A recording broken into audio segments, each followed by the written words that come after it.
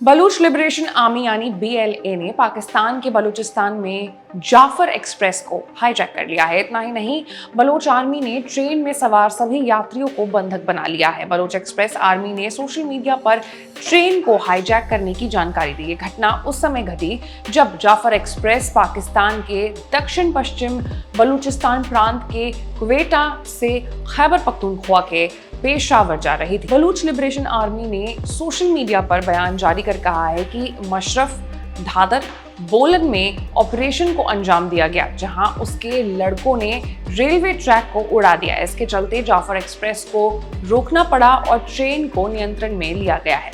सवाल है कि आखिर बलोच लिबरेशन आर्मी यानी BLA क्या है और इनका इतिहास क्या है। तो आज के इस वीडियो में चर्चा इसी मुद्दे पर करेंगे। नमस्कार, आप देख रहे हैं अनकट और मैं हूं आपके साथ आशीष सिंह आनंद। तो क्षेत्रफल यानी कि जमीन के लिहाज से देखें तो बलूचिस्तान पाकिस्तान का सबसे बड़ा प्रांत है।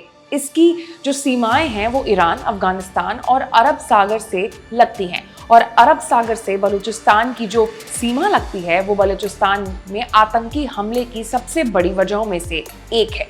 इसको समझने के लिए कोशिश करेंगे, लेकिन उससे पहले समझिए कि बलूचिस्तान में आखिर ऐसे कौन से लोग हैं जो पाकिस्तान के इतने खिलाफ हैं कि आतंकी हमलों से भी बाज नहीं आते हैं। और इसको समझने के लिए बलूचिस्तान को समझना होगा। तो बलूचिस्तान बना है 4 अलग अलग प्रिंसली स्टेट्स को मिलाकर के, यानी कि कलात, मकरान, लास बेला और खारन। इन 4 छोटे छोटे राज्यों को मिलाकर के एक बड़ा प्रांत बना है बलूचिस्तान।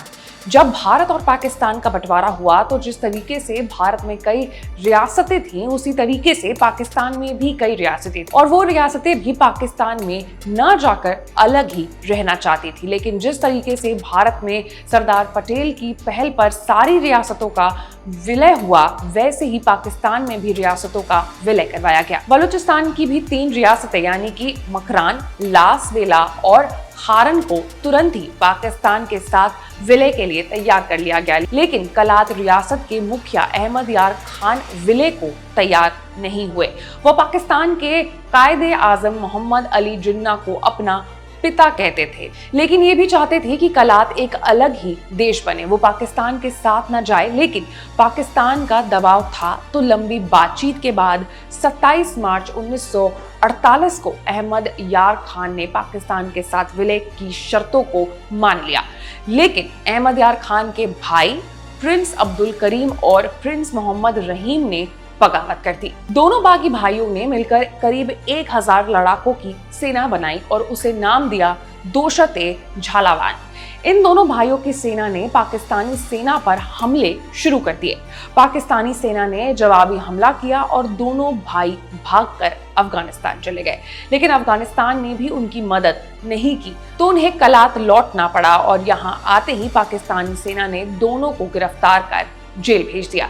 ये पहला मौका था जब बलूचिस्तान में विद्रोह हुआ और उसे पाकिस्तानी सेना ने कुचल दिया। लेकिन बलोच के लोगों के मन में आजादी का जो ख्याल है वो पनपता रहा।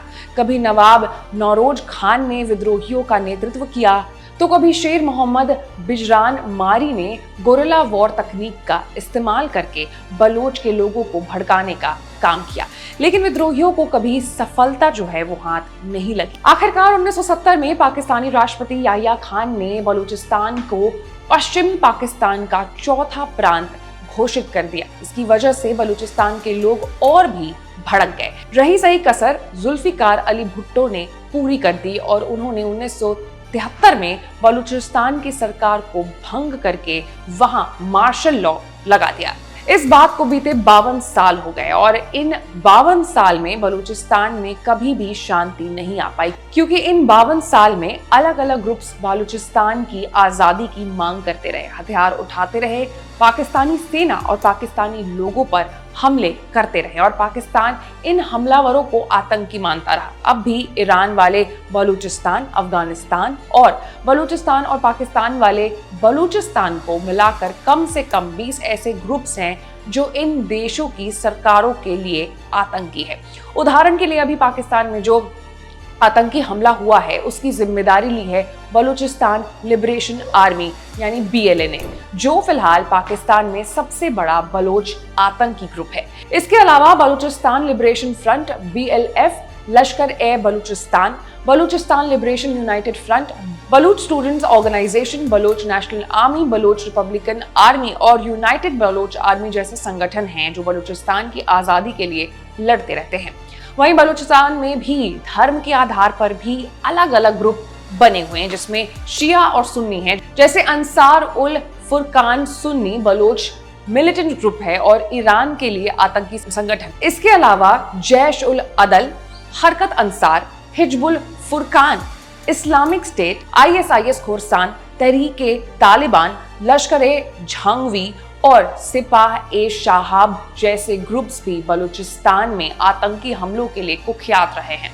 रही बात अब अरब सागर में बलूचिस्तान के लगती सीमा और इसके बलूचिस्तान में आतंकी हमलों के होने की वजह, तो इसकी कहानी का सिरा जुड़ता है चीन से, जो पाकिस्तान के साथ मिलकर चीन पाकिस्तान इकोनॉमिक कॉरिडोर यानी कि CPEC बना रहे हैं। और ये CPEC गुजरता है बलूचिस्तान से होकर के, जिसके पास ग्वादर पोर्ट है और इसी ग्वादर पोर्ट तक पहुंचने के लिए ही चीन इतनी बड़ी परियोजनाओं पर काम कर रहा है।